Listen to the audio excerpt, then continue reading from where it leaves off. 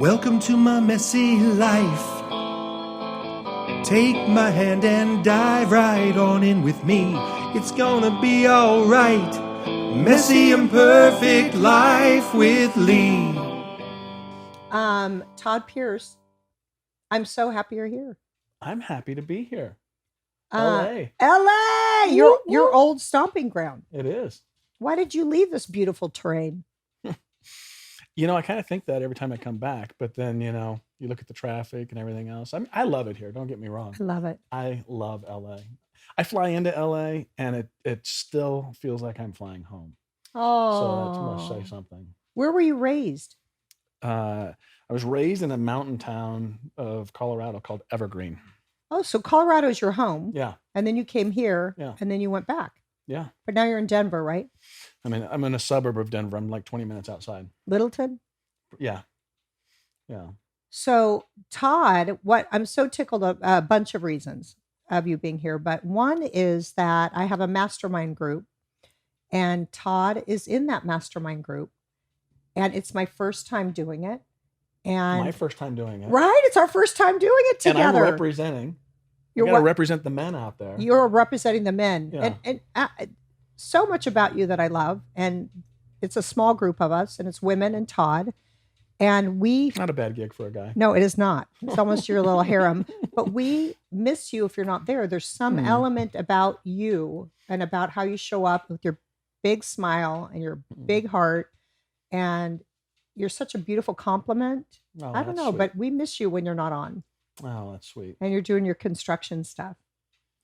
I am. The construction stuff is pretty demanding. And it's not like I'm out there in the field, swinging hammers, but no, you're running stuff.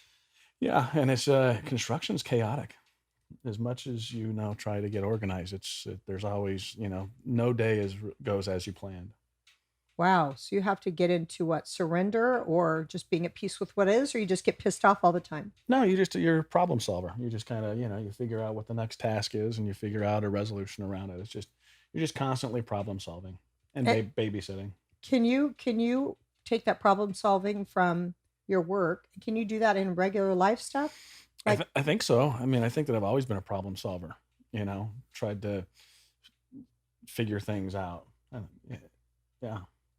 How did you find me from, I haven't explored this with you, from Facebook, from my posts? I knew we were going to talk about this and I don't really know. I don't really know. I think that it's for sure Facebook. And I know that we have a couple of our mutual friends. But you and I had never met other than Facebook. Yeah. And even some of those mutual friends, are, I don't know how well you know them. I know that, there's probably, I don't know. Don't ask me their names. Yeah. No, don't. Because I don't remember anyone's names. I just know their faces. Yeah. And there's only a couple of them that I, even still keep in contact with. I've been outside of the state now for 10 years, 12 years. Wow. Yeah. And you came here from Colorado to act, right? I came here from Arizona. I went to school in Arizona. Arizona State or U of A? U of A. And then I came out here to actually run a nonprofit for Best Buddies. I was going to look at this for a second because I had not read your bio on your Where'd website. You find that? My assistant, Alicia, found it and printed this out. And she read it to me this morning when I was getting ready. And I was like, holy hell. I didn't even know I had one. I didn't know any of that. Yeah. Now I have dyslexia and it's hard for me to read a lot. Okay. But I just want to try and jump to some things that really stood out. Okay. Alicia underlined your name. So I guess that was one of the things that really stood out. So you used to do fix and flips in California. I did. That's where That's how I got involved in construction, really. Yeah. So you're doing that. Yeah. Wow. And then you created a whole business in Colorado. Yeah. That's pretty amazing. You were flipping houses here, just getting in what you love. And then you were able to branch that out into something kind of bigger. It was bigger here, really. I mean, it was more, it was fun. It was on the Ben and I were just talking about how when I lived here, we were riding that, huge ascent of real estate in California. And then we moved right when 2008 hit and the economy really kind of took a turn. Did you move because of that or just it was time to go? I think we kind of saw some of the writing on the wall, but not like, I mean, I think it hit everybody kind of out of left field. Did you marry your wife and then move to California, or did you meet her here? No, we knew each other in high school. Oh my gosh. Yeah, we knew each other in high school, and then we ended Did you up. date in high school? We went on a couple of dates. If you want to, I wasn't a big dater in high school. I didn't. Wasn't really. No, I don't think we were. Yeah. So We're in groups. yeah. And now today, I mean, like, well, look at my boys, and they don't date at all. It's like I don't know what the deal is. Things have changed. Well, you don't have to date anymore. You can just swipe. Yeah, that's what they do, and they're in touch with their friends on social media all the time. So it's different. They're not going to a payphone to find out where the party is. I know. So you guys met in high school. We met in high school. We both ended up in Arizona together. I was I was in Phoenix at the time. She was in Tucson, and then I followed her down to Tucson and I was in Tucson for 3 years, and then I left college early. I didn't graduate, and found this really amazing opportunity with Best Buddies, and I was that's just what brought looking me at here. that. Yeah. So I didn't know this about you. Todd was a regional director for Best Buddies International, a nonprofit organization that helps support developmentally challenged individuals. In this role, Todd reported directly to Anthony Kennedy Shriver. Mm-hmm. How damn cool. That was very cool. So Still is anyway, cool. that was something I enjoyed because I know that you build stuff. Mm-hmm. And I know that you're good at it. And I know that you're currently doing or finishing or something, projects with passion. Like you're finding people who mean something special to you. And is that right? In the construction side? Well, I don't know. I was just thinking about what was happening with your friend recently. I have a client. Well, no, I don't. I got to talk differently now, but it's hard when someone passes how to say it. How to say it. I mean, she just passed last week, so oh gosh, damn it! Is it okay I bring that up right now? No, yeah, it's fine because it's tender to your heart. Yeah. So I knew her for 8 years, and she I wouldn't say that I kind of cherry pick my clients based on like warm and fuzzy feelings. I mean, I cherry pick clients kind of on the coolness of the job and being able to really kind of make a mark on a property and transform it. But she was special because she was diagnosed with terminal cancer. We all thought she had 2 years to live. And one of her last wishes was to finish her house. There was a lot of weird, she was a holistic person and kind of a healer and did Reiki and did all kinds of cool stuff. And she was also a big entrepreneur in Denver, owned 3 really big restaurants. And she was a great woman. So my heart really wanted to help her achieve transforming this house and the energy of this house, as one of her like last wishes on this planet. And unfortunately, her cancer just really moved fast. And so she had 2 years and she died in like a couple months. She died in 4 months. Wow. You know, what's beautiful about it is your intention to create that project with her. I think her stating she wanted that to be her thing is the end product of having it. But I think the actual doing with you and your concern and care and love is the same thing as completing it. I think that she knows that. It's hard now because, we've got the families involved and there were other friends that were becoming involved and all of these people that I didn't know. And I suddenly was kind of thrust into all these different dynamics. And as you're mourning. Yeah, exactly. And it was just very difficult. Still is, really. Yeah, because originally it was just her and you and this kind of based in love project. And being that she is, that holistic energy, like she's just, she's just very heartfelt. I'm at peace with it because I feel like she knows I did my best. She saw the house many times and it turned out amazing, but I'm at peace with it, but it's just now we've got all these other dynamics to iron out. Right. Are you allowing your mind to think that you're going to iron them out with grace and ease? I have to, because you have to, you can't, goes back to that problem solving thing. You've got to just really, always take the higher road and just assume and believe that things are going to work out. And then they usually do. Yeah. But if you meet it with resistance. No, you're causing big ass problems for yourself. And it spirals and it can tank quickly. Yeah. It makes it worse. Yeah. So I'm a team player with most of the things I do. and I'll be the same way with her family. It's just they're in mourning too. Yeah. I mean, more so than me, obviously, but Yeah. yeah. If we're doing degrees of mourning. Yeah, it's not a competition, I guess. No, I always think like, yeah, when people are like, well, you're way worse than me, or I'm way worse than you, or I knew them better, I'm always just like, who gives a shit? Well, her I'm friends were mourning like a person that I love. I don't care. Yeah, her friends were like that, which was kind of weird. Yeah, people get so territorial over even grief. Like you can't even grieve right anymore. Yeah. Yeah, most things I do, I get a lot of resistance or I'm not doing it right. So I'm used to that kind of, because I'm a little bit of one of them firecrackers. Rubs a lot of people wrong, I guess. No, but really, I guess so. What the hell? I guess. Well, now shit. Now you're gonna go there and get me talking like this. Right. So I just think that it's just funny to me that even in grieving, people want us to do it a certain way, but you have to just do you in your heart. Yeah. Yeah. It's a process, learning. I don't know. I don't have it figured out. What I liked about you when we had our first conversation is when I was like, well, what do you want? Like, why are you calling me? What's in your heart? And you said, I used to be really creative. Mm-hmm. I used to be speaking and out and doing kind of my art and acting and commercials. And now I'm a businessman and wanting to marry the two.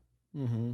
And I love that so much because people are either cut off from their creativity, which it's hard to do because we are made of the creator. We are a creator. Yeah. But when you get focused on business, it's so easy to kind of lose your luster for life because you're not feeding your soul or your passion or your creativity. Yeah, and I think with smaller businesses like mine too, especially when you're just, you're kind of running so many different things, wearing so many hats, you don't have the resources to because creativity has to be a part of your business plan no matter what anyway. It's marketing, right? I mean, that is your marketing.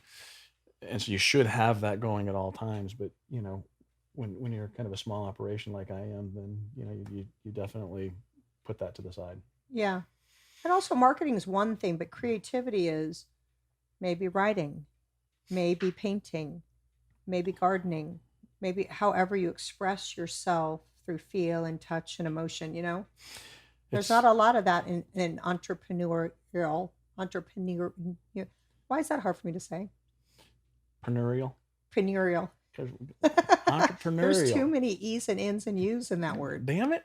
Gosh, damn it to him. But yeah, that's what I liked about it is that you were really aware that you used to have this kind of fire and excitement. And so often we just settle into kind of sleepwalking what our job is or whatever our role is or whatever people have stamped us. And you're like, hell, wait, there's something creative in here. There is. You got to wake up and kind all of us take charge of it. Yeah. And I think too, I spoke to someone earlier and they were talking about sexuality. And I was like, well, how do you start building the sexuality? That sounded a lot more interesting than this. No, I like this. I like Yeah. this. I like this. Yeah. But I was interested in that because she was saying a lot of stuff I didn't know. And I thought it was a 53-year-old hot ass woman who knew what time it was. And I was like, what? A lot. But what she said is you have to set aside time every day to get in touch with that part of yourself. And I believe that from moving from your head to your heart, you have to set aside time to get there because this is crazy and this is freaking glory. Yeah. And I think it's the same with creativity. You have to give it time to breathe and to open and to express itself however it's supposed to. Yeah, nobody does that really, unfortunately. I think we are more and more. I think we are more and more. I mean, well, and that's kind of why I reached out to you, right? Because I'm like, okay, I got to figure this out. I want to, and I knew I couldn't do it alone. I feel like, nothing alone. No, nothing alone. You need to it's surround great to have yourself a with good team people. and be held accountable and to be true to your word and not to let it fall to the wayside because creativity fuels everything. Yeah. Business, everything. Because when you're filled up and you feel good and you're in line with your gifts you've been given, you can take those anywhere. Yeah. Any work situation, any speaking engagement, any teacher conference, you're all in.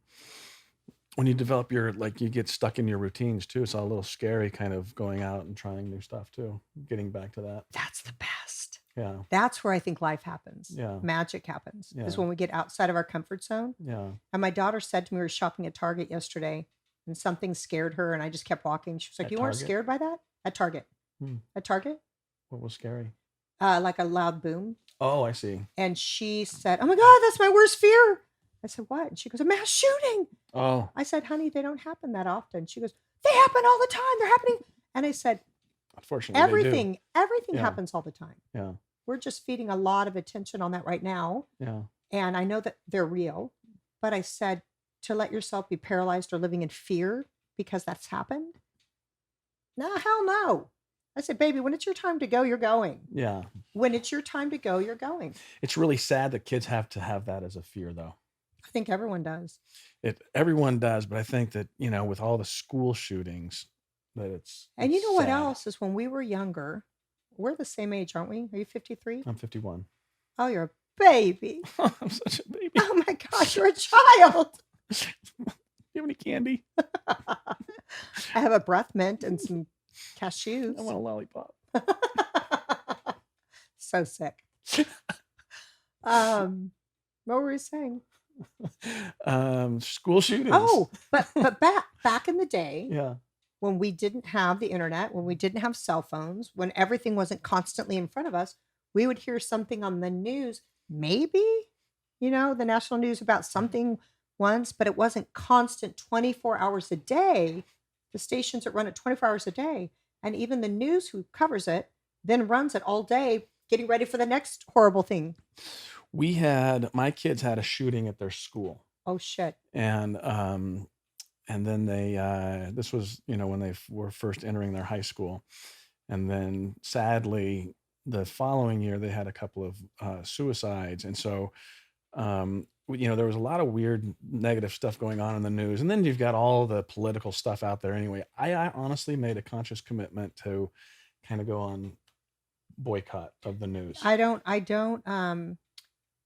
listen to the news. I don't get in it because I'll get sucked into negativity and drama and judgment and anger. That does not have room in my life because I got to stay on track and feel good and keep elevating. But I do TiVo. It's always made Dave, my husband, laugh.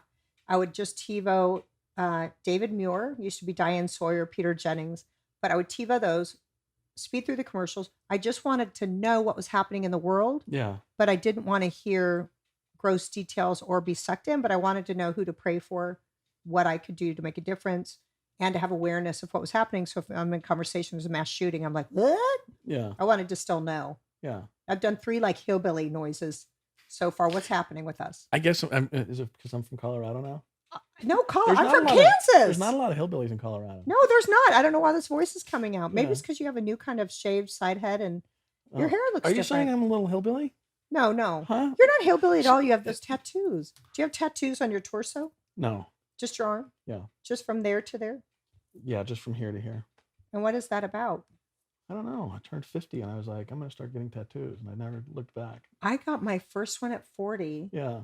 And I think I'm done. Can't say for sure. Yeah. But yeah, I have my tattoos now, but I've never had them my whole life. Me either. Isn't that funny? We didn't get fact, them I had as sailors at 18. No. And I had to have my guy put this band on the bottom of my arm because I felt like I was just going to keep going. And so I said, give me a bottom so I know where to finish. Give me a spider web cuff. Yeah. Actually, So this is a symbol of strength is what it is. I mean, It's a spider web.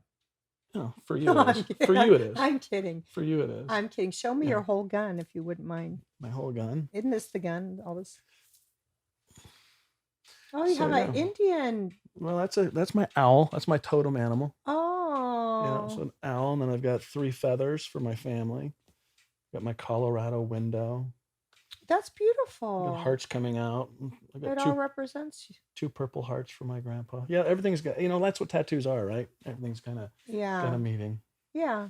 You told me about one of your tattoos. You got to figure out what to do there. No. Okay. So What do you have on your wrist? I got a heart for Yeah. each one of my kids. Okay. And they were different colors, the colors that represent them, but then they're kind of washed out. Yeah. And then I had a guided meditation where I went up into the stars and actually shot around at like sound of speed, Yeah. like a spaceship, Well, that sounds and fun. ended up in the third galaxy. And I was like, I'm home. And I had this real sense of peace that that's where we all really are. Huh. But we're a piece of our consciousness, a piece of our forever is experiencing humanity. And we're all up there just watching us be human and trying to get back to who we really are. Yeah. So yeah, I had that experience from this one meditation, and I was so moved by it because it was so personal and no one could really understand when I was trying to tell them. No, I think it's cool. In fact, I think that when you get into these like conflicts or stressful moments, I kind of go to that place where, you kind of, you look at the universe as a whole, but you start inside your head, and then you go to this room, and then there's the two of us, and you go to the house, and you kind of keep broadening until you're finally in the universe, and it's like, what am I doing stressing out about this As stuff? soon as I get stressed about stupid shit, which is Yeah. every day, Yeah. I literally look at my star and I go, oh gosh, this is all temporary. Yeah. This is a blip in my forever. Yeah. Enjoy it. Don't Yeah. stress it. Yeah. And it's happening for a reason. God knows only what. Everything. I don't have no idea. I got some crazy shit going on in my life, but like, there's a reason for it, I'm sure. Oh, like what? Well, I like to talk about the mess, what you learned from it, Oh. and how you're using it as a force for good now. How many messes do I have though? I mean, when do you want to? I mean, I could What's talk for what's an your hour what's your on most it. fantastic mess? Which one brought you down to your knees, but now is a pillar of strength for you? Hmm. Do you have one of those? I really have a lot of messes. Jeez. Well, share one. One of them is, we've talked about it. My dad, how he was, just being raised by an alcoholic father that was kind of an absentee guy and paycheck to paycheck if he was lucky. And it probably was just more than alcohol too. I mean, there were definitely drugs involved. I think too, when you're from an abusive alcoholic father, you become an abusive alcoholic father unless you have an awakening to make a new choice. Well, I always knew, even when you were going through it, even though it was for as long as I can remember. It's probably first memories of him being drunk were like, I was 5. But I always knew that that I wanted something different. It should be different. Like So you had I that knew awareness early. young, like, I really holy did. shit, this Yeah. is not what I'm in for. And this is not what life should be, and this is wrong. Like I knew that all through that whole period. I have a whole perspective on that what's right and wrong is no one's business because we're labeling our points on other people. But what I do believe is everyone's here to go through what they need to go through for their learning. And when you looked at him, you were like, that's not my learning path. No, I'm not going to repeat that. right. I'm going to learn from it and do my own messed up shit. Which I've done plenty of. Me too. Yeah, for Me sure, too. for sure. But you learn a lot of things from those people on what not to do, and those lessons are sometimes as powerful as what to do. Yeah. Like I'm now in gratitude that my mom was locked behind a bedroom door. Like Yeah. now I'm grateful for that because she showed me as a mother when I felt like a blank slate because she didn't model a lot for me. I was like, hey, I'm not even a mother. And I was like, wait a second, stop that bullshit talk. What did you need from her? If you could have anything, what would it have been? And it's for her to see me, to look at me and see me, to feel like she sees me, Mm-hmm. and to hear me when I spoke. That's all I needed from her. Yeah, you don't need much, I don't think, from parents. Just like that, just that hug. Yeah. And You I know? think to see and hear your kid Yeah. means you matter. That's how we know Yeah. we matter. Yeah.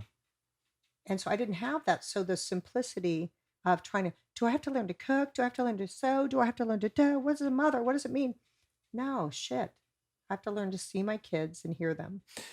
That's really good. So because I had a terrible role model, and I knew I wanted to have a family. I wanted to have kids. I got lucky and I have 2 amazing boys, but I didn't really have the skills. I mean, I didn't have the role model, right? My grandpa was a really good role model. I mean, That's nice. he was a Marine, and lived within his means, retired really young, and had a great life. And he was a really good father figure for me.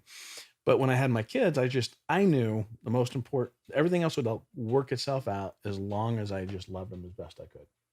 Yeah. And that seemed to, it's worked out. Like, trust me, there's been plenty of messes, but that has worked out, and we have a phenomenal relationship, and they're really good kids. Oh, congratulations. And I think yeah. it's so neat that you're acknowledging yourself for what you did right.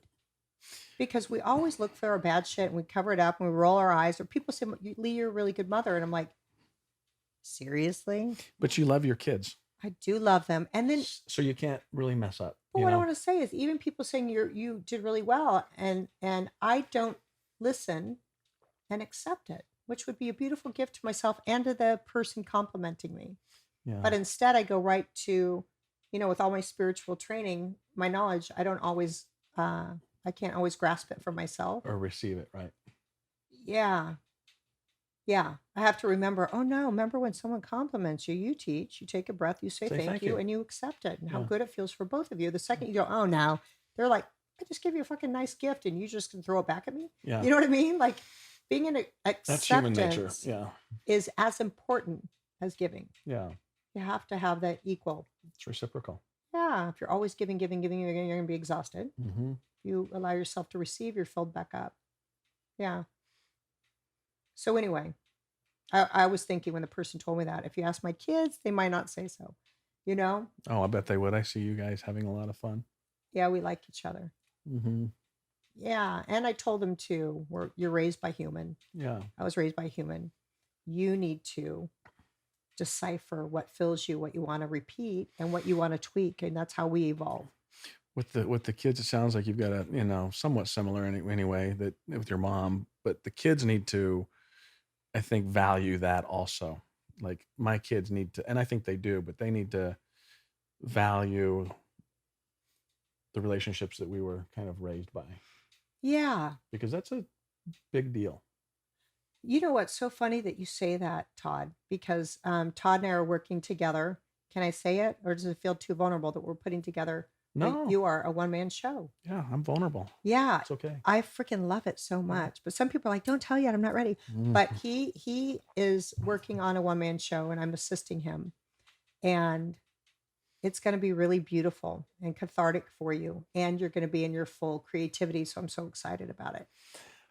I'm excited too. We've had a lot of distractions, or I've had a lot of distractions, but but we're going to get back on. It's still there. Yeah, we're still. It's not just still there. We're going to get back on. Yeah, we're gonna map it out. Yeah, and it's going to come to fruition because we're going to dedicate the time we delegate for it.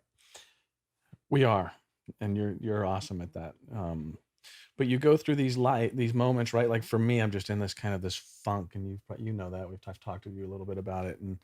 You kind of fight a little bit of depression. I don't know. Depression, I feels like such a naughty word. Well, it's a heaviness. It's a heaviness. Nobody wants to be depressed, but it's okay to be depressed a little bit. Yes. But I don't. Yeah. I really don't like the word. Well, depressed. Well, what would be a better word? Like I'm feeling blue or down. Funk. Just in a funk. I love funk. That's light. Yeah. Because a funk isn't terminal. Mm-hmm. A funk isn't I'm accepting a long-term something. A funk is I'm allowing myself to be down for a minute. Yeah. And then in this space, how can I take care of myself? How can I be gentle with myself? How can I fill myself back up without looking externally? Huh? We all go through it. Hell yes. Yeah. If you're not a robot, that's the beauty. I love anger. I love laughing. I love fucking up. I love being on the top of my game. I love being quirky. I love interrupting and reminding myself. What's your favorite? I think my favorite is, well, gosh, spiritually, my favorite is that I've learned how to tap into who I truly am. Yeah. And so none of this shit matters. Yeah. But then what I also love is honoring that I am here to be human and to be fully human. All of it. Messy, fucked up, joyous, glorious, connecting, loving, sad, rage-filled, all of it. And I share all of that with my children. Unfortunately, sometimes with rage-filled stuff, but at the same time, I make amends. I have ownership of my shit. So I tell them I'm sorry. They go, it's okay. I said, no, actually, it's not okay for anyone to ever speak to you like that. Yeah. And I'm going to work on it. And they're like, well, how are you going to work on it? I'm like, screw you. No. I'm like, I'm going to try and take a pause when I want to erupt. None of your business. Yeah. How dare you? I'll wash your mouth out with soap. I had a babysitter wash my mouth out with soap once. That seems out of line. A babysitter? Yeah. What gave her the right to wash your mouth out? I don't know. I guess she didn't know what to do with me. Were you bad? I wasn't terrible. I was like 7. I mean, how bad can I have been? Wait, you're like, you got your dad being drunk and absent. You got a babysitter washing your mouth out soap? Yeah. Isn't that a trip? Yeah. Babysitters could do what they wanted back then. They They could could. spank us. I couldn't even tell my parents wouldn't give a shit. Yeah. They'd be like, sure, you deserved it. Move on. What? Oh my God. Times have changed. Isn't it crazy? Yeah. It's so crazy. Some of it's good. Some of it's not so good. I mean, I guess all change is good. That's how I started this damn Yeah. podcast. All change is good. Yeah. But I think when we can harness it and use it as power, not distraction and disconnection, Yeah. or Yeah. No, change is good. Change is good. I could just say, watch a parenting video for Christ's sake, and then I don't have to do anything. Isn't it crazy though? The kids that are on their iPads and phones these days, like that's all. That's their babysitter. My daughter is maybe 6 hours already on her iPad, but she woke up and said, hey, get your clothes on. Here's what you're going to do. She's like, just a sec, Mom. Sergeant is 13 and he's still asleep and it's noon. Audrey's still asleep. It's noon. I'm 8 and I choose to at least sit up and watch something. Why am I getting scolded and shunned? And I said, great point, She's got a daughter. good point. Carry on. She's got a good point. Yeah, I was like, I have nothing really planned for you today. And Yeah. we just ran 3 days at the ocean. She's probably Have tired. a second. Yeah. Have a 27 hours on your iPad. Yeah. Not really, but I'm like, all right. Well, you seem pretty busy too. I mean, it seems like you're running a pretty busy schedule right now. I am. Yeah. Is it I fun? am. I am loving what I'm doing, but I'm really intentional of spending time with my kids, carving out, even if it's an hour, that it's just them. I get to look in their eyeballs. And I'm like, all right, check, you're off. Next. Sit down. Let me look in your eyeballs. No, but I give time to that. Yeah. I haven't lost myself in anything yet. That's good, I guess, right? But I did tell them I'm building my freaking empire right now. And they're like, eye rolling, my girls. I'm like, just wait, baby. You're going to appreciate it when I fly to speak in Indonesia and I take all of you with me. Is that on your vision board? Everything is on my vision board. Is Indonesia on your vision board? You know, my vision board's over there. Nice ask. Ben, would you bring me my vision board? So I did you do my vision board online thing with me? No. No, I didn't. No, it was all women. Yeah. But I made this day I'm not out. afraid of all women. What? Obviously. So let's see what's on here. Okay, Vanna. Now, can you see what under the far right one, the travel? What islands do you see? Where am I looking? Wait. Oh, is this So Greece? this strip here is travel. Oh, okay. This is entrepreneur, and this is okay. something else.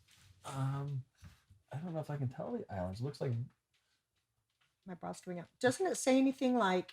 Don't make me put on my readers. have Do you to need put on your readers too? I do. Oh, Yeah. that's why you can't see. Yeah. I was hoping you had better eyes. I than just see really pretty pictures of sandy So beaches. this is there's welcome. Egypt.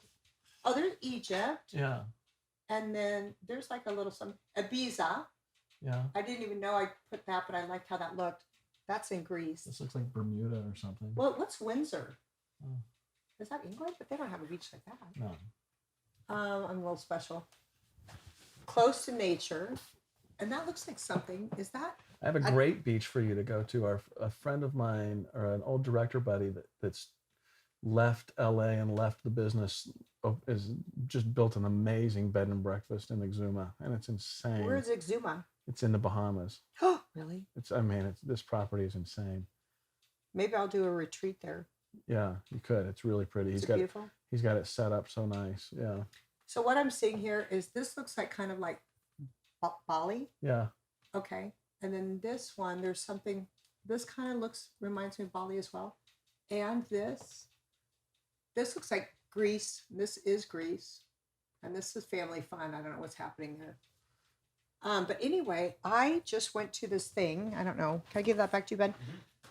I did this super fast travel. I have booked more trips in the last 2 months than I have my whole life from now over the next year. I was like, holy shit, that manifested fast. Some of them are pleasure, some are business. And I was just at something and they had this, what's it called? Trip of a lifetime, kind of bucket list trip. Yeah. It was a bucket list trip. This woman said, I have built my company. Great people are running it. I now want to make 1 million women $1 million a year. That's her goal, is to build these, take specific women, build them up to 1 million. She wants to make more millionaire women, more power, money power, That's in the awesome. world. Yeah, more empowered and all that they can have, all the Yeah. abundance. So Why are women all doing this stuff? You don't have any because guys out we there like, because we are allowing ourselves to become ourselves. And I think for a long time we played the role that we were told. I never did play that role, unfortunately, for Dave a little bit and my kids. But we were told to take care, to do everything, to maybe work all day and work all night, while the man works all day and comes home, puts his feet up. Then the woman gets to work at home. Not everyone, just the kind of old school shit. yeah. I mean, everything's not that far off for women, right? Which I can't even understand. Like I appreciate feminism. I appreciate standing up for women power, but I've never felt moved to do that because that's how I live. Mm-hmm. I'm like, I'm in my freaking power. If I Yeah, walk in you're a probably a room, rare person from that. Yeah. if I walk in a room, I know I'm equal to a man. I will speak my mind and I will be heard, and it will be probably more received by people because it has humor and love in it, Mm-hmm. which is what we're freaking hungry for. Yeah. But I've never known that I had to fight for that. I just know who I am, and hell yeah, You show up. Yeah. I'm in all of me. Yeah, without going, I hope I fit in. Did I wear the right thing? Do I look okay? I'm like, I don't give a shit. So what's this woman doing? A Oh. million. So thank you for getting me back on topic. Yeah. Todd, I appreciate you. Of course, I'm here for you. So I went to her thing. I went to her her event, whatever she just had, and it's the Women Network. I went with my friend Minda. Oh, okay. I saw some stuff on Facebook from. And I had never your been there thing. before. Yeah. And it was just really beautiful to see 600 women Yeah. celebrating together, being vulnerable together. Sandra Yancey is the one boosting them and doing this. So I signed up for her program to work with her for 8 months to get my business to $1 million. And I know it's going to happen. Oh, that's very cool. It's kind of a 5-year plan. They start with this level and then you make 150,000, 250, 300, and then, or whatever it jumps to. Did you have, when you started your, this whole new venture, did you have kind of a roadmap, or were you just figuring it out on your own, and now this is your first, like, okay, this is my plan?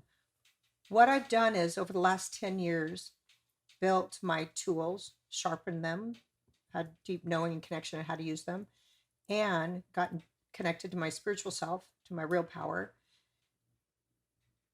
And every single thing that I've done has laid the platform for me now to jump and soar. Yeah.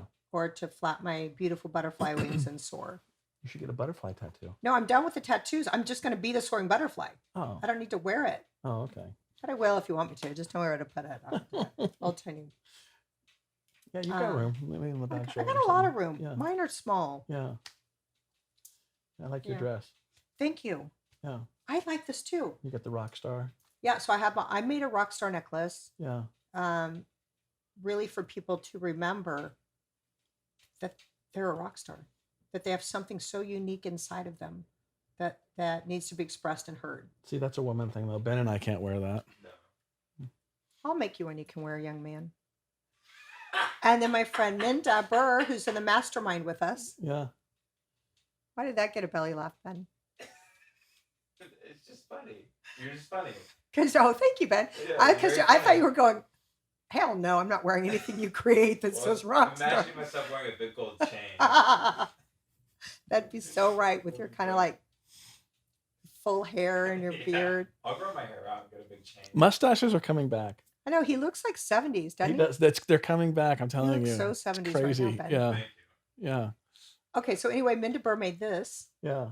rock star necklace I love it. for this big group that she's involved in. But anyway, I was like, we all are, whatever it is, our thing is we're all freaking artists and Rock have stars. something cool to share, however it comes out. Right? We are. That's I'm trying to do do a podcast and tell these stories. Yeah, so let's talk Yeah. about that because we Yeah. talked about that. Yeah. And then you just started doing it. Yeah, I don't know. I just kind of, it was one of those things. I was like passionate about it. I'm like, I guess I'm just going to start. How many of Your you done? guys- One or No, I've done 4. Okay, yeah. I've only seen one. Well, no, I haven't. No, I don't even, because I don't think I've launched any of them. Okay, I just saw the one with the A little. woman with the voluptuous breasts and the dark hair. Yeah, she's a great story. Another, really cool woman entrepreneurial story. She's only 37 years old and she's just like crushing it. Isn't Oh, that I remember I was amazing? telling you about her vision. Tell me. So she's big into vision boards. And so she was up at this lake house in Colorado with her boyfriend. Yeah. And she's sitting in the bedroom, and there's a really pretty lake and the mountains, and she just thought to herself, God, I want to buy a lake house, and I want to do it in 2019. And she's like kind of mentally just visioning that. And so she takes a picture out that window and writes a caption, I'm going to buy a lake house in 2019, and posts it on Instagram. So fast forward just to last month, she, after like 3 or 4 months of looking, she found a house, closed on it without realizing it. It was the house across the lake from that bedroom window. So she took a shot of the lake, and it was the house that she was looking at when she took that, without even knowing she was looking at it. She didn't even know she was looking at it. Like, that's how incredibly intense it is. Yeah. When you allow yourself to see what you want. Yeah. Take it out of your mind and on Instagram and claim it. And she claimed it. She made a declaration and like claimed it. That's another important key. Nothing can keep you from getting anything that you want. Yeah. Except you. Yeah. My son does that pretty well. We had a conversation about this. I was telling him about this vision thing, and he's like, I've always done that. He's like, I always just pretend like I'm already in the role and I've already got it. And then it just, it makes its way, and I get it. He's done really well, like just achieving some things. And it's like, dude, how did you make that happen? Isn't that amazing? Yeah. If you see it and you can feel it. Sometimes when I do a guided meditation with people after they do their vision board, I have them pick one thing, and then I have them close their eyes, and I have them imagine what, once it's come true, what it looks like. Like if I'm speaking in front of thousands of people or a sold out stadium, I can just, with my eyes closed, I can just see the music thumping and me jumping and dancing and everyone dancing, and also having really beautiful, vulnerable moments and celebrating life and being all, untethered, if you will, or unleashed.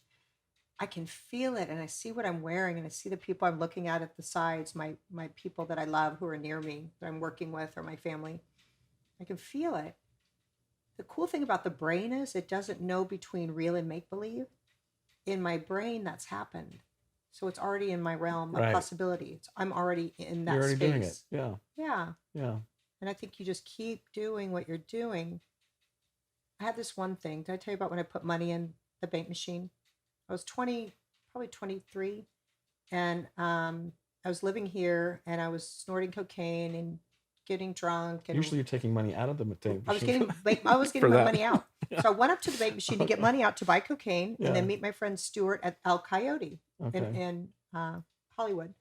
And so I put my bank machine card in, and I was standing there waiting for whatever the process thing to start the steps. And this vision came, and it wasn't even a vision. It was me in it, but it was like, I was feeling it, right? As opposed to just imagining it.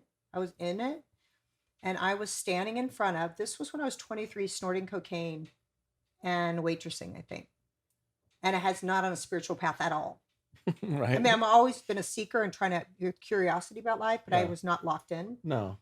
So I saw this vision, and I was in front of a sold out stadium or theater. I don't know. Thousands of people. And I had a Janet Jackson microphone. That's back then in the early 90s. Janet Jackson microphone. And I was dancing and jumping and walking in front of crowds, and we were just cheering, and there was just this energy. It was so alive, and then it went away. And then I did my thing, got my money. And I was walking away, and I thought, am I going to be a speaker? No, I thought, am I going to be a rock star? Oh, that's so funny. Do I have this rock star on right now? Yeah, we're 2 rock stars on. That's hilarious. So I thought, am I going to be a rock star? I was like, I'm not that great of a singer. Yeah. But I got attitude, and if they could tweak my voice somehow. That's what got us to this conversation. I bet you're like thinking of rock star and that night. I don't know. Well, I was just like going, am I going to be a rock star? No, I'm not am I going to be a poet? Am I going to be a professor? Poets don't stand on stages of 1,000 though. They do sometimes if they're the rapper kind. Oh, okay. Okay, fair. But not for 2 hours, I think. Yeah. Anyway, I thought, what the hell am I going to be? Gone, got my cocaine, met my friend, partied all night, whatever. Every once in a while, I would feel that. Yeah. And I kept going, okay. Well, you still have that image, which is kind of cool. Well, it's in me. I know it's happened. Yeah. I know it's already happened in my mind. I know it's coming. Mm-hmm. One day, I don't know when. I never knew when or where. I knew it was coming. So I started doing stand-up.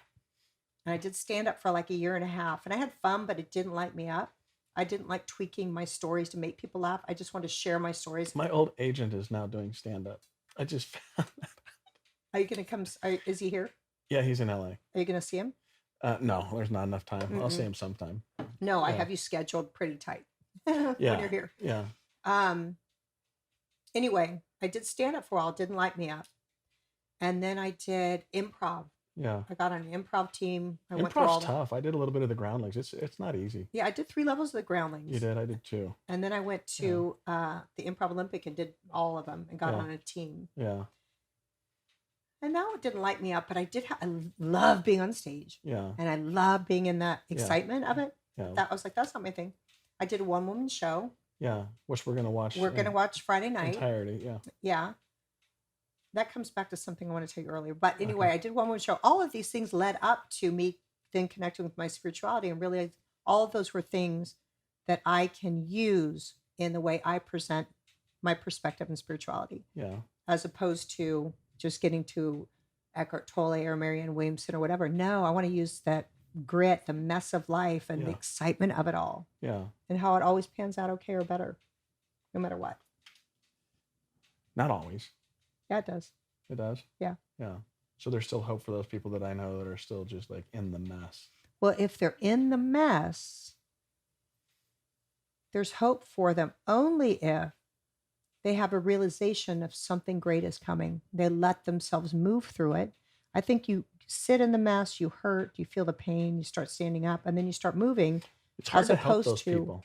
You can't help anyone. So weird. It's such a help. It's so disheartening, isn't it? Like I have a sister who's going through a bunch of stuff right now. So that's part of my mess too. But like, there's nothing I can do.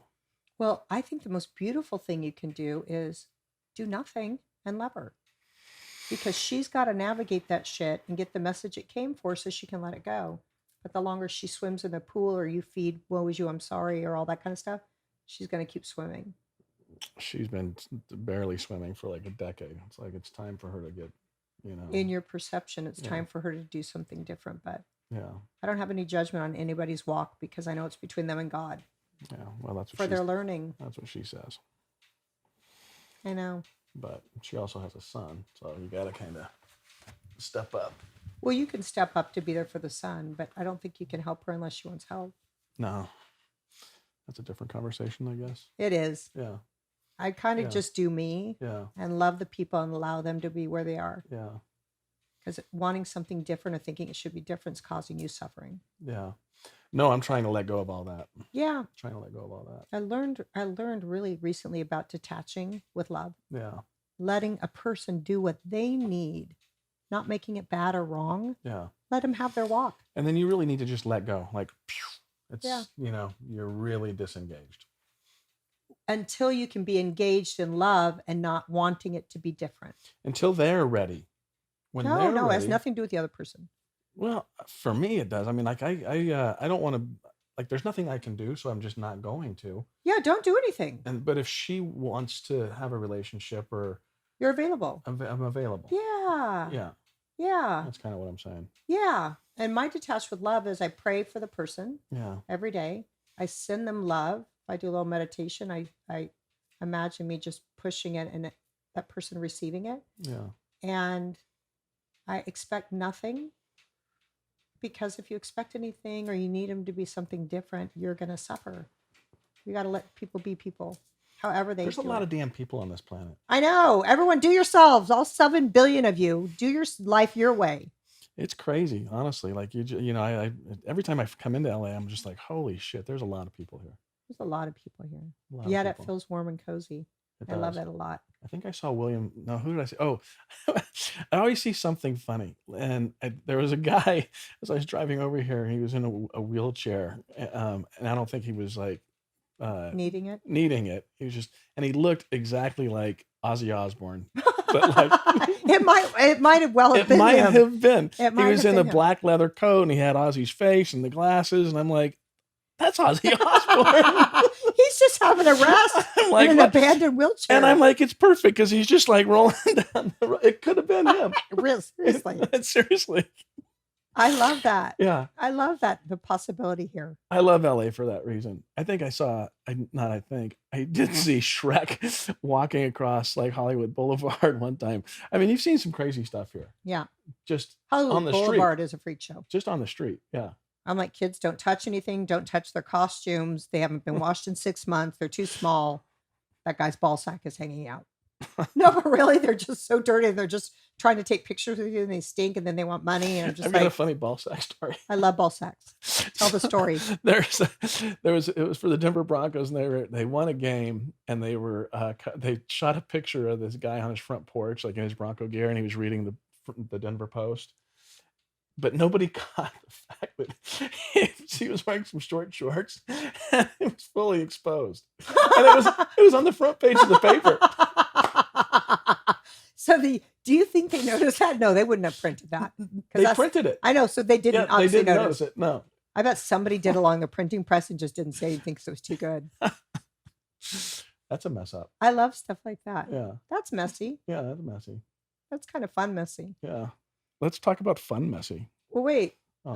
How can people check out the new work that you're doing, Untold Stories with Todd? So Untold Stories by Todd. By Todd. We're just kind of in the grassroots, right? So we've just got our website up. I've done 4 interviews. We've got another really fun interview coming up with Anthony from, I haven't seen him in 20 years. So I'm looking forward to that. Anthony who? Shriver. Oh, the guy I just read about. Yeah. How neat all these years later you're going to come back together and it's going to be really fun about the good work you've done together. Yeah. So it's fun. I'm hoping to do the interview in Miami with him. Welcome to Miami. Yeah, that's a good song. Miami's a crazy city, isn't it? I've only been like twice and I couldn't get over that the ocean was like a swimming pool. I love Miami. I did not want to get out of there. Yeah. Yeah, it's so fun. I like it too. I need to spend time there. Yeah. Maybe I'll do a retreat there, Todd. Anywhere you say, I'm going to do a retreat. It's not a retreat though. No, it's a party. Yeah. It's like this salsa, it's moving your hips around and getting sweaty. And you don't show up until like 2 a.m. Oh my gosh. Yeah. It's my kind of town. So anyway, so we'll have the website and then we'll have the podcast. We're trying to get all our channels in place, when you say you've done the interviews, what does that mean? So I've already sat in, did you record a podcast? Recorded the podcast. You just haven't put it up. We haven't put it up yet because I want to kind of have a library, first. And then, I figure once we get to like 10. No, I don't mean to be a dick. Yeah. But can I give you a different perspective? Yeah, sure. Don't ever save anything for anything. Don't ever wait. You got one in the can. Yeah. Let it be your first one in the can. Yeah. My first debut, I'm stepping out. I'm freaking putting it up. Is it perfect? Who hell knows? I'll learn as I go. Yeah. Put it up. Yeah.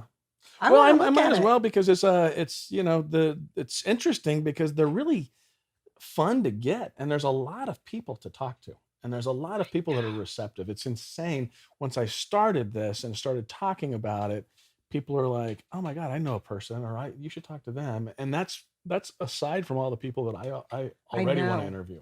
I have so many people I want to interview. Well, I forget about them actually until I like an Instagram and they pop up. I'm like, "Oh my gosh, I love him. I got to have him in." Yeah. But yeah. And then people are saying you have to have people too. Yeah. I like to get the people I want in first because it excites me. I don't need referrals yet per se, but I will make note and come to them. You won't need referrals. You won't, Todd. You won't either. No, you won't, Todd. I'm confused. One thing that would be fun though is to ask some of your favorite people. This is what I'm thinking is, who should I interview? Like when I sit down with Anthony and say, great. "Hey, Anthony, you know the gig now. Who should I interview? Who would you recommend for me?" Is that what you mean by a referral? No, I like that. Yeah. The people I like to have on, who would you refer? Because I want more of you, more of this energy. Who inspired you? Yeah. Anthony, so can I talk Which to them? one who's Anthony? It's Maria's brother? Yeah. Older, younger? Younger. Are there like 10 of them? That's a good question. I don't think so. There's Anthony, there's Maria, Bobby. They all have big ass teeth and smiles. Tim. Oh, they've all got that. And I'm in love with their jaws. Yeah. Yeah. But I will tell you that family is so inspiring. They are all so driven. It's crazy. That's what was modeled for them. Crazy. It was, but they are all so passionate and so. I mean, I've never been around. He's honestly one of my mentors from way back. What an amazing mentor. And it's been fun to watch him grow through the years too, because he's so consistent. He's just still so energetic and so passionate, and it's all about giving back. Like they all just give back. Yeah, it's crazy. They do. Yeah, they're of service. They are. That's what they dedicate their life to, is being of service. Well, his mom started Special Olympics. His dad started the Peace Corps. I thought Sergeant Shriver started the Special Olympics and the Peace Corps. Well, his mom really was mainly involved. They both were together in both of those endeavors, but Special Olympics is Eunice's primarily. So Sergeant is my son's name. Oh, okay. And the only other one I knew was Sergeant Shriver. I didn't know. Yeah. But when I Googled the name, when I liked it, I saw him and I saw he ran for vice president. He started the Peace Corps. He did some freaking amazing things. He did some amazing things. I was like, I think I did all right with that name. Yeah. So I gave it to my sergeant. That's a great name. And he was Robert Sergeant Shriver, and he put an R Sergeant, and mine's William Sergeant Shriver, W Sergeant. Oh my gosh. I'm like, son, you have no idea how cool you are. Yeah. And your name and how you can use it and write S period. I have a funny Anthony story. When I was working with that company, it was really young. It was kind of in its nucleus. He'd been around for, I don't know, probably 6 years, and his team was really small. Opening up the California chapter, I was only the second regional director to take this spot. And so I moved here from Arizona, and Anthony came out and he had this really nice, red convertible GTO. How did you meet him the first time? Anthony? Yeah. Through the guy that I took his position. He got promoted, and and he's the one that really kind of found me. Okay. In a bar at U of A. That's the best place to meet someone. Yeah. He used to come in, and I was the bartender there, and we would always talk, and he's like, man, I'm leaving this spot and you'd be great for it. Like, would you ever consider moving to LA and just taking over the thing? I'm like, would you consider me? I'm like, I'm not even, I don't even have my degree yet. He's like, I would. We got to see if Anthony will.